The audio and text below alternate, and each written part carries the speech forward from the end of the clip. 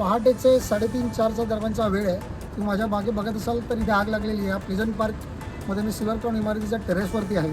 त्या बाजूला इकडे पूर्णपणे आग लागलेली आहे. आणि सांगण्याचं तात्पर्य असं की प्रशासन किती ढिम्म आहे, ते प्रशासन किती गेंड्याच्या कातडीचं असू शकतं.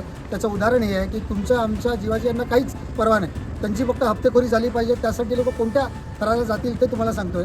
हा सर्वे क्रमांक 51 आहे. त्याच्या आधीसुद्धा माझ्या उजव्या बाजूला जे काही मोकळं ग्राउंड होतं, जिथे फर्निचरची दुकानं होते, तिकडे 2दा आग लागली आहेत. 2दा सिलेंडरचे स्फोट झाले आहेत. वारंवार तक्रारी करूनसुद्धा त्याच्यावरती काहीच कारवाई झाली नाही. तिथे आग लागल्यानंतर 16 मेला शेवटची तक्रार केलेली होती की इकडे मागेसुद्धा असेच फर्निचरची दुकानं उभं केली गेली आहेत, जिकडे आग लागू शकते. तिथे माणसं राहतात, तिथे सिलेंडरचा वापर केला जातो आणि सगळं अनधिकृत आहे. आणि याच्यावरती वारंवार तक्रारी करूनसुद्धा प्रशासन मात्र ढिम्म आहे. आयुक्तांच्या कार्यालयाला सुद्धा ईमेल गेला होता. त्यांनी अतिरिक्त आयुक्त जे काय पाटपट्टे साहेब आहेत त्यांना पाठवलं होतं. त्यांनी पण याच्यावरती कारवाई केली नाही. थोडक्यात तुम्हाला आम्हाला संपूर्णपणे वाऱ्यावर सोडलेलं आहे. मात्र तुम्हाला मी ह्या व्हिडिओच्या माध्यमातून प्रशासनाला निक्षून सांगतो